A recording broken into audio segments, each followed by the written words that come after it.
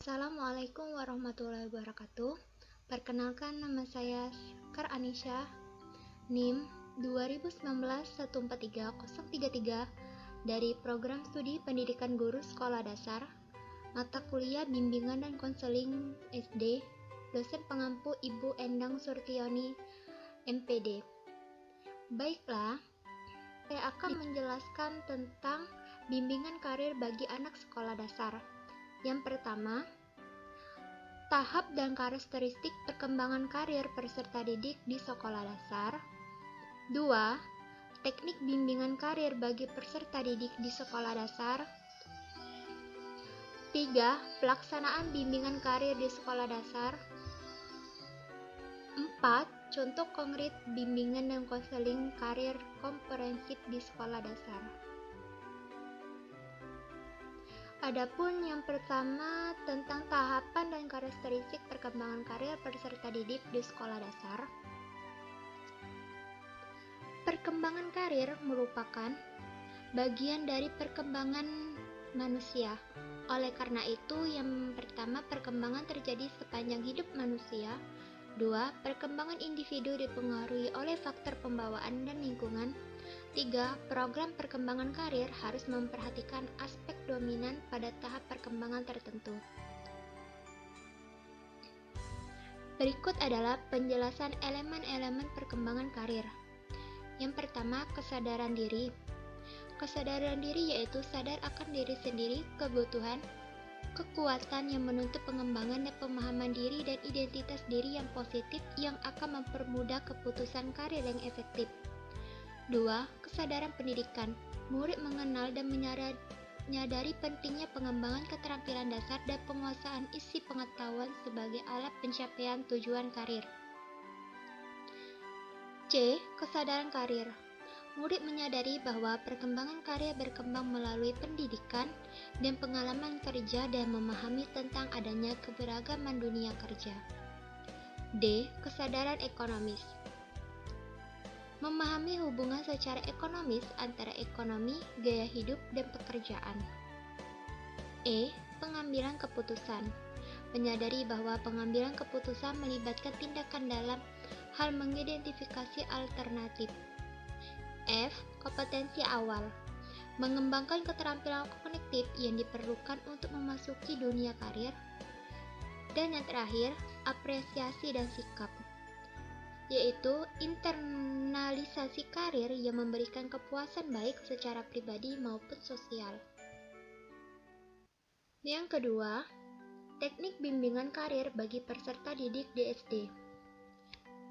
1. Terpadu dalam KBM. Teknik ini merupakan teknik yang paling memungkinkan mengingat pelaksanaan bimbingan di SD adalah guru. 2. Paket bimbingan karir. Paket bimbingan karir dikemas dalam bentuk modul yang terdiri dari satu topik dan subtopik pembahasan. 3. Bacaan. Dalam hal ini, siswa disuruh untuk membaca riwayat hidup seseorang yang berhasil seperti dari surat kabar, majalah, media, elektronik, dan lain sebagainya. 4. Narasumber. Wawasan murid tentang dunia pekerjaan dapat pula diperoleh dengan mendapatkan narasumber ke sekolah untuk berdialog dengan anak-anak. 5. Pengamatan. Dalam hal ini, siswa diajak jalan-jalan menuju suatu tempat, kemudian di sepanjang jalan mereka diminta mengadakan pengamatan tentang jenis-jenis pekerjaan apa saja yang ditemukan. Dan yang terakhir, cerita.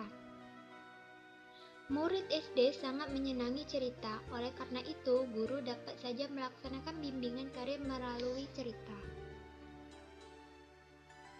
Dan yang ketiga, pelaksanaan bimbingan karir di sekolah dasar. Tempat pelaksanaan bimbingan karir dapat di mana saja, misalnya di dalam kelas, di luar ruangan, atau di tempat kerja yang sesuai dengan topik yang akan dibahas. Penentuan tempat juga bergantung pada fasilitas yang dibutuhkan. Jika dibutuhkan gambar, film, atau video, lebih cocok menggunakan ruang audio visual kalau memang ada. Teknik pelaksanaan juga dapat bermacam-macam secara kelompok atau secara individual tergantung dari kebutuhan dan tujuan. Dapat juga dengan cara alih tangan reveal, ya artinya minta bantuan orang lain yang ahli dalam bidangnya untuk memberikan bimbingan karir. Metode dan peralatan yang dibutuhkan disesuaikan dengan topik pembicaraan dan tingkat perkembangan para peserta didik. Dan yang terakhir, 4. Contoh konkret bimbingan dan konseling karir komprehensif di SD. Contohnya tuh seperti misalnya siswa diajak jalan-jalan menuju suatu tempat karena dengan jalan-jalan, siswa akan melihat dunia kerja yang luas. Kemudian, di sepanjang jalan siswa diminta untuk mengadakan pengamatan tentang jenis-jenis pekerjaan apa saja yang mereka temukan. Pada dunia luar ini, banyak sekali konselor atau guru dapat menggunakan cerita, karena anak SD senang dengan cerita. Dengan cerita dapat terkesan jika tokoh-tokohnya dalam cerita tervisualisasi dengan baik menggunakan media gambar. Konselor atau guru menyuruh siswanya membaca buku, majalah, koran, dan media elektronik lainnya tentang macam pekerjaan yang di dalamnya ada kisah keberhasilan dari tiap pekerjaan.